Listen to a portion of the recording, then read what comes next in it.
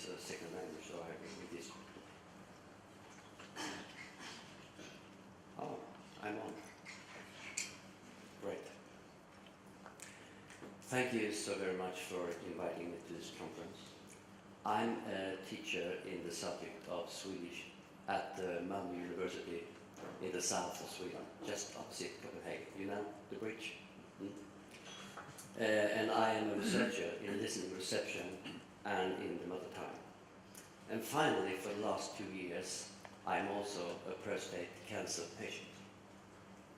I will now give you some examples from my diary notes during this hard time.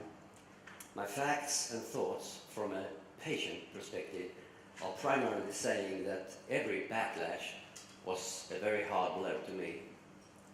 And my reflections afterwards from a listening perspective suggest that the medical professionals try to extend their listening repertoire.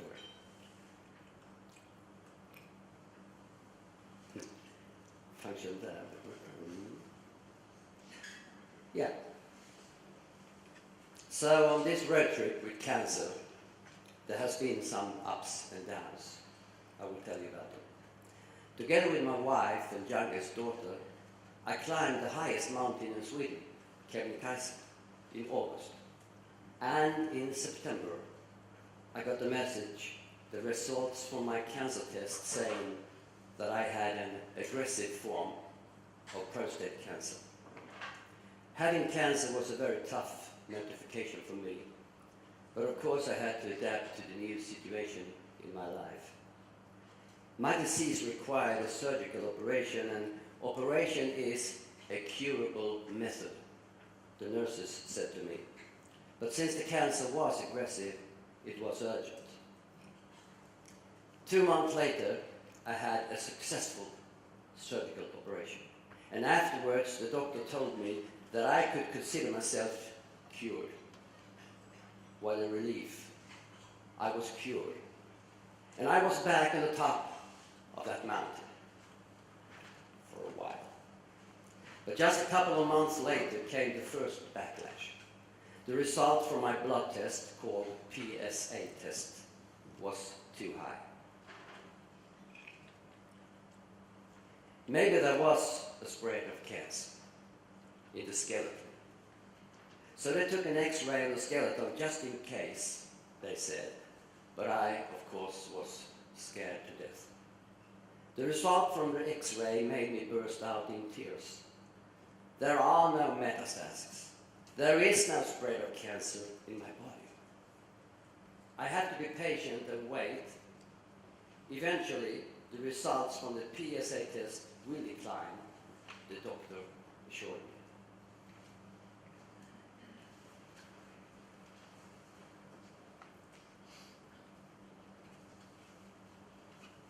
But I didn't.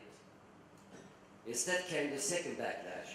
My PSA result was rising, and during the spring, the doctor called me and told me that we had to use radiotherapy in order to remove the rest of the cancer. So I wasn't cured at all. I still was carrying that cancer. This time I felt it was much harder for me to adapt to the new situation in my life. That summer I had radiotherapy 35 times, and my PSA results were declining. After the radiotherapy program, the doctor confirmed that the treatment was successful. There was no spread of cancer in my body, so I had a good prognosis. Finally, I had got rid of my cancer, and during last fall, my PSA results continued to decline. What a relief for me and all the friends and colleagues around me. So it was a very happy Christmas for me and my family. Everything looked all right, and I felt just fine. But in January this year came the third backlash. My PSA results suddenly returned and were slowly rising again. The doctor said that the result was on an acceptable level, and that the result on the whole was quite stable. I had to be patient and wait and take good care of my body and hopefully the result from the PSA test would return and stabilize, the doctor said. So, once again, I climbed a mountain with my wife. This time it was Wildesmande in Austria. Once again I felt immortal, on top of the world, and once again I was giving the cancer a fight. But this September I got a new result saying that my PSA continues to rise. The doctor is still very hopeful. My PSA is maybe stabilizing, but this time there is also an end of this cancer road.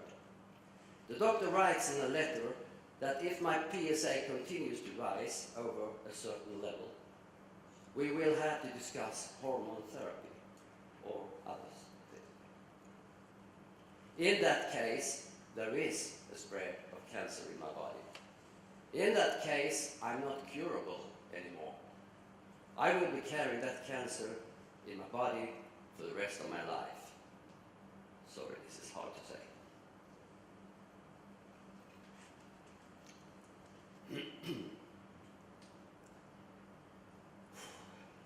When I was preparing for this conference and had the opportunity to read through my diaries, I found out the importance of emotional words. Words like aggressive, successful, cured, maybe a spread of cancer, no spread of cancer, acceptable level, stable, and maybe stabilizing. These words and phrases became suddenly very important to me as a patient, maybe more important than they were intended to by the doctors and nurses. To me, they became words to hang on to rely on down the cancer road with all its ups and downs. Another interesting observation in my diaries concerns the metaphors I live by as a cancer patient. I noticed that I could clearly distinguish three areas and phases. During the first period, with surgical operation and X-ray on the skeleton, I primarily used metaphors in my diary from the sport area, like fighting, in the lead of points, and the second half.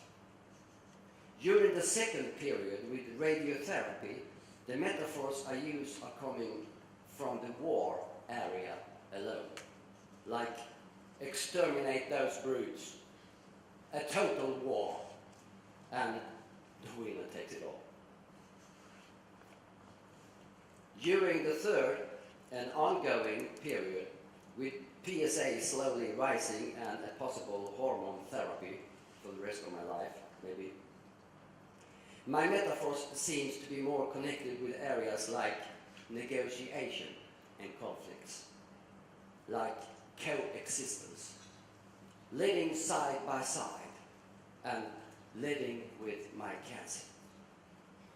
My third and last reflection refers closely to my research in listening reception and listening response. All these emotional words and metaphors filled with feelings are, in my opinion, pointing out to medical professionals that I, as a patient, need to be acknowledged with all my fears and feelings. But when I, for instance, ask my doctor, how aggressive is my cancer? He or she seems to have a listening strategy that tends to answer only with facts and statistics and not confirming my feelings. This is also an example where we have two different listening responses that don't match each other, feelings and facts. And finally, when I question my doctor's claim that the treatment was successful, and I say, but wait a minute, my last doctor also told me that the treatment was successful, he or she seems to be only here and now in the listening attention, while I am there and then. These examples are, to my mind, implying that the repertoire of the medical professionals don't always match the repertoire of the patient. Instead of looking at the whole picture, you are looking through a narrow listening repertoire, like the photo of this old rock formation from a hiking tour in Canyonlands in the US. You just see a little bit, a glimpse of the whole picture.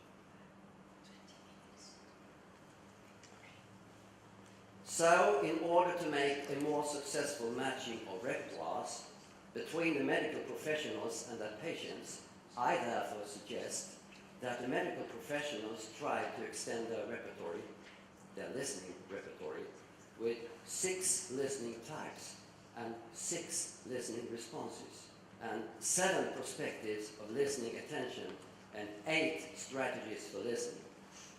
So, in this case, you can sum up my suggestions in the following listening code number, 6678. Just call me on 6678. Thank you for listening.